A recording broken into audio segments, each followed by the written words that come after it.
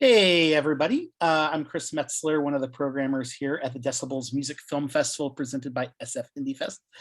It's great to see you out there, whether it be live in person or out there in the virtual world. We're lucky enough to have one of the filmmakers here, one of the filmmaking team from one of our co-opening night films, Listening to Kenny G, the wonderful Penny Lane. Thanks for being here, Penny. Hi, thanks for having me. So very kind of joyous and entertaining film you've created. So thanks again for sharing it. I imagine many in the audience wonder, like, how does one become involved in a project like this? Often with music documentaries, so often they're done for like kind of fan service, or even the filmmakers themselves are fans. So, like, what was your relationship to Kenny G's music before making this film, and how did you decide to kind of take the creative approach you did? Yeah, I was not a fan. I came of age in the 90s, and so as like a somewhat quasi suburban punk rock kid, like didn't like Kenny G's music, but also like wouldn't have occurred to me to even think of it as something that anyone would like. It just felt like it was like forced upon us, as all of us, like as a culture. Which is one of the things I wanted to explore in the film, is how different culture is now. Like, I don't think there are those types of artists now who like kind of become really big because no one's offended by it, or like you can play it in the elevator or you can play it in the workplace. Like, we all have like our headphones on all the time now. Everyone has their own like individualized channel. But anyway, so my associations with Kenny's music was very much about like the kind of epitome of it, kind of represented like this mass mainstream culture. So flash forward many years, and HBO was putting this series together, this music box series of documentaries, and they asked me if I had any ideas for music documentaries, and at first I said no, because I just didn't. And like, I never really thought about making one. I always found, and I still find, the challenges associated with making a music documentary to be pretty significant. But I really wanted to be part of the series. So I said I would think about it, and I did. And I thought about back when I was a professor, an art professor, and I was teaching undergraduates, we would have a lot of conversations that would go something like this. Like, I would say, there are no objective criteria by which we can judge art, but I will be grading you like every semester. And over time, like, I thought that kind of conflict, or that weird contradiction, I just really never got over. Like, and I think anyone who teaches art, who's honest about what they're doing, like, should feel uncomfortable about that tension or contradiction, because it is true, just factually and absolutely true, that there really is no objective way to say whether art is good or bad, or even whether something is art at all. Can be pretty difficult to define. But our sense of what good art is, or what bad art is feels very real. And it's meaningful, and like, we make decisions in our lives based on it, and we judge other people based on it, and ourselves, and tie our identities to it. So I thought about that, and I thought, well, Kenny G would be the perfect person to focus on if I wanted to explore that kind of conflict, because if people have seen the film, I guess everyone has seen the film. So doing a Q&A, he's sold a lot of records. He has a huge number of fans. I mean, he's beloved worldwide by like literally untold numbers of people, and has been for decades. But he's also kind of seen as like, quite often seen as like sort of a laughingstock of a critical class. Like, there's kind of a divide here, right, between like a kind of intellectual intelligentsia critical class and like the masses. And you couldn't have a better avatar to represent that conflict. So, and then the important thing that comes after that is that I then, went online and I watched some interviews with Kenny, and like got a sense of what his personality was like and who he was. And I could tell that he had a sense of humor, and that he didn't always take himself very seriously. And most importantly, that he doesn't care that some people don't like his music. It just doesn't keep him up at night. It doesn't hurt his feelings. So I thought I could approach him with this idea. And unlike literally almost any other artist, I could approach him with this idea, and I thought he might actually be game. And he was. So I had a good instinct on that. And I really do think that's a credit to him.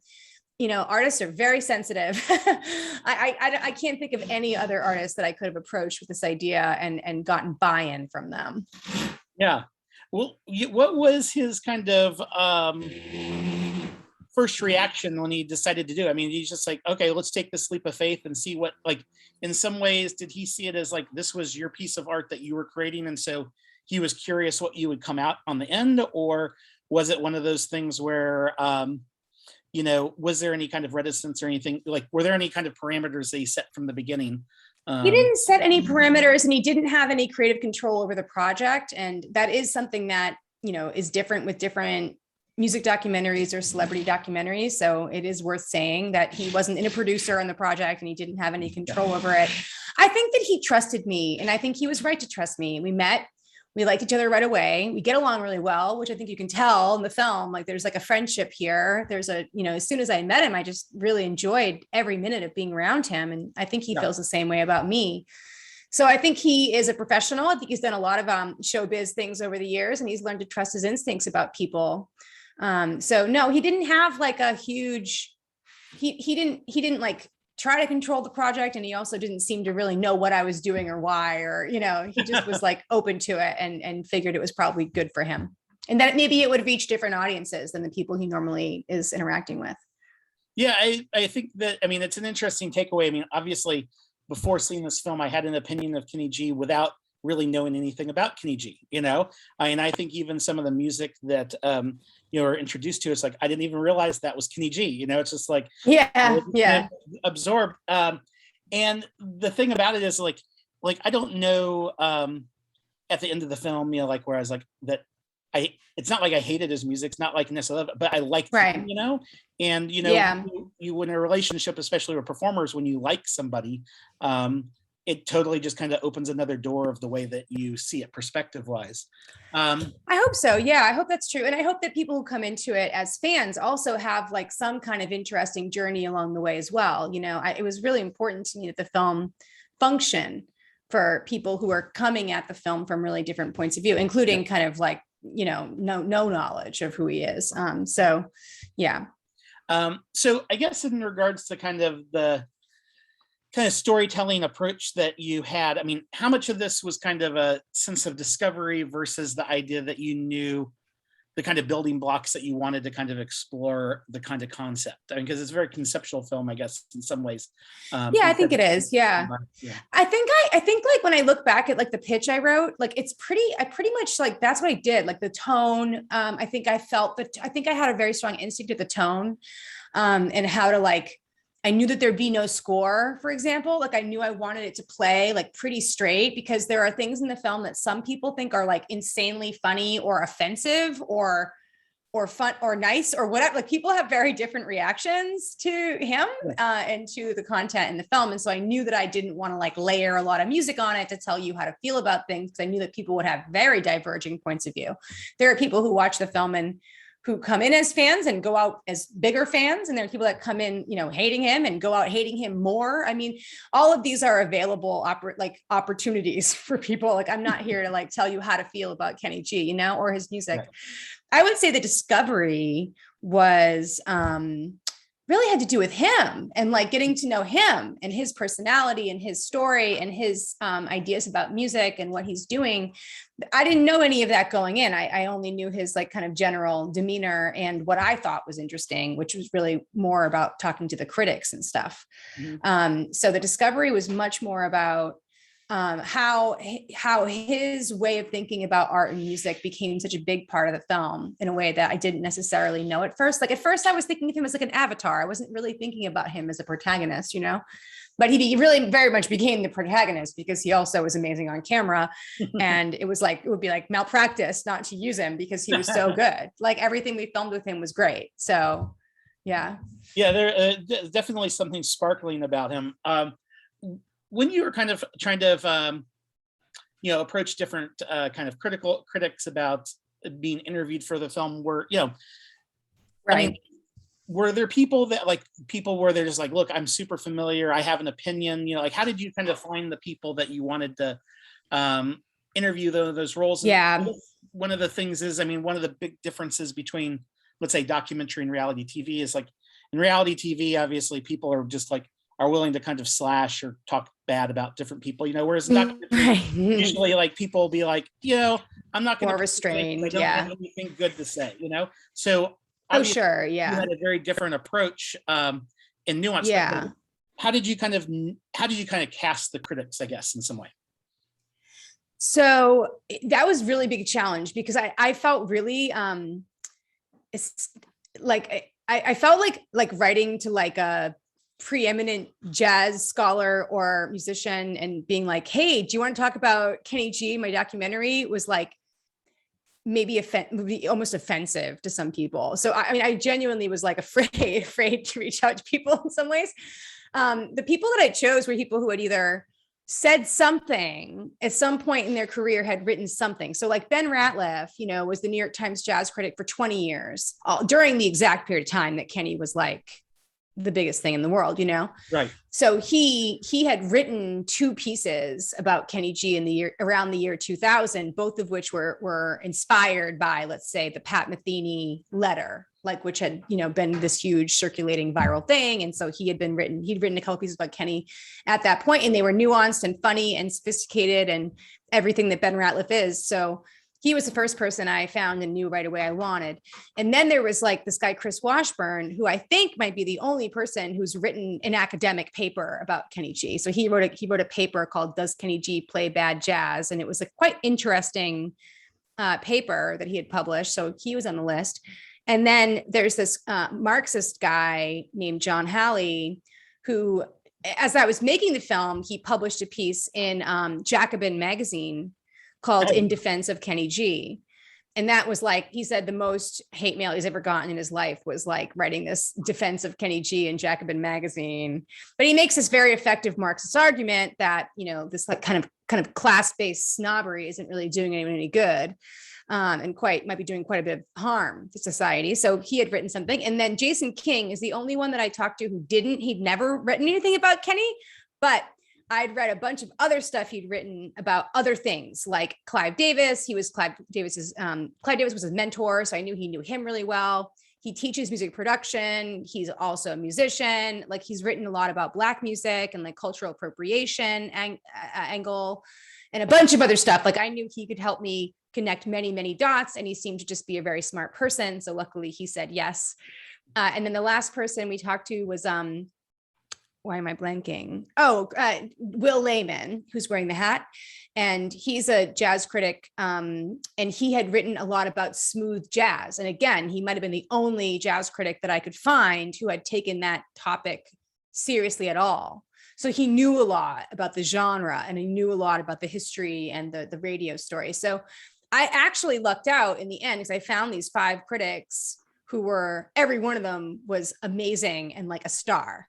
So, but to be fair to give myself some credit, I sort of knew that too, right? Like, that's part of casting, is that maybe you read what they've written, but you also like watch videos of them speaking, and you get on the phone with them and get a sense for how like lively they are and how charismatic they are. So I picked them based on all those things. Yeah. They kind of provide, kind of a nice Greek chorus, I guess, to exploring that idea of Kenny G. Before we wrap up, I guess, and just, people obviously have opinions about art. And so as a filmmaker approaching the subject, while you were making it, pre-pandemic, let's say, if you're at a cocktail party or you run into somebody and you tell somebody like, hey, I'm making this film about Kenny G. How did you kind of navigate that? And did people make assumptions about you based on the film you were making, if for folks that weren't friends and things? Yeah, how did you navigate that judgment? I assume people had lots I would say, people have responded. Almost everyone just laughs. I mean, the reality is that people, like, I think in a way, my film is about his historical story. Like, people don't hate Kenny G in the year 2020, 2021, the way they might have in 1998 or something. Like, it just isn't this, he's not a threat, like the way that he might have seemed to be, back when I was in high school. Right. And it was like, he was like taking over the world. And like, every jazz, Billboard chart was like half Kenny G, and like, and he was in every mall and at every dentist office and so it's not the same world. And also things have changed a lot in the world of music criticism, and even in just like general population, how we think about music, because it was not unusual in the 90s to find music critics just being absolute unabashed snobs. Like, people would say stuff then that you just wouldn't find music critics saying now, because it really makes them sound like assholes, like, so it's a very different world. Like this idea of like poptimism, right? And like the kind of triumph of pop music, and like the death of the idea that rock is like the thing. And that anything pop is like therefore adulterated and bad. Like that's out the window. That's been out the window for 10, 20 years. So it wasn't like people are like, how dare you, like, like why would you give space to that terrible person? Like most people just laugh. Like actually most people just think he's funny. Like even if they don't know anything about him, they think of the hair or something, and and they just think it's funny. So most people did. And then the people who don't know me very well, like if it came up in like a more acquaintancy way, I just thought it was funny. Like they would just be like oh, like, because I say I'm making a documentary at Kenny G, and I know exactly what they think, because literally not in your festival, but literally every music documentary is the same thing. It's just like, here are the parade of people here to tell you how great this person is and how they changed music forever and like the influence they had on people, whatever. So I knew that they were picturing that, and it just honestly made me laugh. So I was fine with the misapprehension element. To me was kind of amusing, but I'm fine with being misunderstood. You know that about me. I made a movie about Satanists. Yeah, you're good at kind of dipping your toes in there. I have to say, when I heard you were making it, I was like, the humor aspect was the thing that kind of drew me. I was like, okay, I got to see this and go on this journey, Yeah, I mean, it is a fun movie, I think, and the love and the joy and like the feel, like the happiness, like honestly, like this movie was so fun to make, and everyone involved with it, we just had so much fun, and like it was genuinely a joy. So I hope that feeling like conveys to people, because there's important things in the film. I think it's a really important subject, kind of, to take a moment to kind of interrogate our own ideas about art and taste and what it all means. I think it's very important to do. I think it's genuinely meaningful. But it's possible to do it in a way where you have fun doing it. And I hope the film does that. It's certainly not trying to convince anyone to feel anything in particular about, again, him or his music. But for me, every time I watch the scene with the wedding videos and, this montage of people getting married to the song Forever in Love by Kenny G, I get very emotional, because there's something, this is where I come out on it. I don't know what I learned about this topic in this process, other than to say there's something more real about someone's love for music than someone else's hatred for music. The love is like more real. It feels more meaningful. It feels more genuine. The dislike, the disdain, the kind of like, oh, that's not for me. All that is fine. I'm not saying it's a lie or something, but it just, in the face of someone deciding that song is going to be their wedding song, they're going to use that song in like the most important day of their lives, potentially.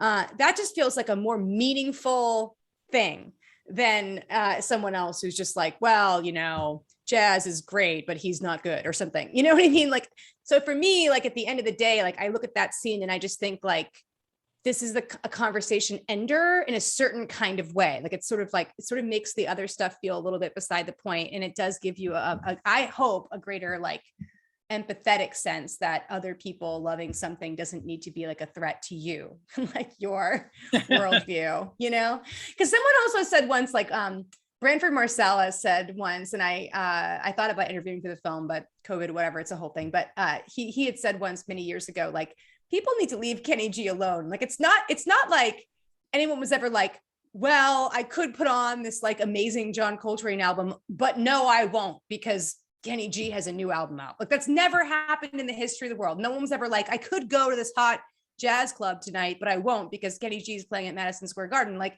this is not a real fight. You know what I mean? Like, I personally like don't believe that someone like Kenny G is like taking anything away from anybody. Right. He's just doing something that maybe is not like my cup of tea or your cup of tea. I don't know. Maybe there's fans in the audience, in which case, like, hello, I see you. I also think that, this is one thing I'll just say, sorry, I'm going on, but like, this is another thing. I do have this thought at the end of the project too, which is that I feel like in the critical world, like, the world that we live in, like, we're all very like sophisticated art people. We go to film festivals and like, program films and make films and stuff. We have this idea about art that's very advanced. Like, it's like very like kind of high level. It's like, okay, well, it's not about feeling good or it being beautiful or pleasing me or relaxing me. It's about like stimulating me and changing the world and, you know, making an argument and like fucking with society or whatever. Like there's really complex things. But I've noticed ever since making this film that actually most of the time when I listen to music, I actually do just want to be relaxed and like hear something that makes me feel good. And it might also be true that that's also what I want mainly out of television. So there's basically like what I'm getting at is that I think we're all that person, even if we try to hide it. And it may be different for different people. Like most people, Right. you know, I might be very sophisticated in my like documentaries that I like, but I'm not when it comes to what music I listen to when it's time to fold my laundry. So I also question that line. I think that we're all both of those consumers of art. Yeah, I think that intuitively makes sense. And I think one of the things that's really cool about having the film now is that, you know, and I'm glad that we're getting a chance to kind of screen it live in the theater too, is like, it's the sort of film that you can kind of enjoy, you know, but then afterwards, Right. if you're going and having a drink or some food afterwards, I think it's going to create some really interesting discussions. And I mean, that's one of the reasons why we go out and, see our film. Yeah. Um, Yeah. That's so nice. Thank you for saying uh, that. That's like my favorite thing to hear because that's all I yeah, want. Like all I want is to make a movie that like people want to talk about for like longer than the length of the movie. Like that would be like a huge success. I think there's a good chance that those sorts of things might happen, especially in this like San Francisco. And I realize that I would be remiss without asking. So, what did Kenny think about the film, and like, what was his kind of takeaway when he finally saw it? Yeah. So, you know, at the beginning, it was a 2-year process. So the very beginning, I did tell him like that, you know, this conflict was, you know, my main organizing principle. So he knew that going in, but it's not like that's all we talked about every day for the next 2 years. So Right. I don't really know like what he was imagining I was doing when I wasn't shooting with him. Anyway, that being said, you know, I sent it to him and I was quite nervous. And I was nervous in the way that basically, frankly, you're always nervous. Like anytime you make a film about a living subject, it's terrifying. Like you're scared, you're always scared to send it to them because the reality is that you've made a bunch of choices that are overly simplified and everything is gone, you know, nothing's really in there. There's like no new surprises for them. Like they're going to be like, what, that's it. So anyway, so I was nervous, but I thought about what I'd learned about his personality in making the film. And I tried to put myself in his shoes and I was like, what does he like? He likes to know the plan. Like he doesn't want to improvise. He wants to have like a plan and he wants to, for example, the scene in the film where he has to sign the wall, the autograph wall, and it absolutely flummoxes him. And he like stood there for so long, like just trying to figure out what to write in the wall. He doesn't like things like that. He wants to know like, how can I prepare to be the best version of me in this situation? Right. Mm. So I thought, okay, let me help him prepare to watch the film. So what I did was I sent him a long email that he said was actually frightening because it was so long because I always write really short emails. But it was a long email where I said like, here's the film. Here are just a few things to keep in mind, but mainly here's what it is. Like, here's what I'm trying to say and trying to do. Here's what happens first. Here's what happens second. Here's how it's going to wrap up in the end. And also just keep in mind, I think you might hate the first 10 minutes. Like the first 10 minutes might be rough for you, particularly if you're not keeping in your head the first 10 minutes are not the same as the last 10 minutes, that there's like a journey that I'm asking people to go on. So I gave him all this information and he said that really helped him. And I think that was probably a good idea because I was trying to imagine like how terrifying it would be just to hit play on something and have absolutely no idea like what's happening. Like I was just like, this is going to be terrible. He's going to put it on and within 4 minutes, you know, 3 people have said like horrible things about him. And then he's going to turn it off because he's going to think this is the movie. Like the whole movie is just this, you know? But of course, as you know, I was really just playing with the convention because every music documentary has to start with the montage of talking heads saying how great someone is. And so I knew that I wanted to have the joke of like the anti convention there, but like he doesn't know that. He doesn't know that's why I'm doing that. Like for all he knows, it's the whole movie. So I basically gave him like a rundown of the whole thing. So blah blah blah. He says he loves it. Like I don't know. He says he loves it, and I think he gets it. And I think he's smart enough to understand that the critical component is what makes it have substance and gives it, you know, an audience beyond his fan base. But I also think he feels that like he got to like say what he thinks is important about himself and his music, and he did, I think. So Yeah. I think he likes it. We had a great time in Toronto. He baked us a pie. He brought it from home. No, well, I think it captures a nice moment in time, and obviously having seen lots of different films that kind of explore music in lots of different ways, and having made music documentaries, is like I like the nuance in that it's a real film, and it's a real film. Yeah. So Well, thank you. I have to try to come up with another music documentary now because I want to do season 2 of the Music Box. So I'm working on it. I'm like, I gotta have one more good idea.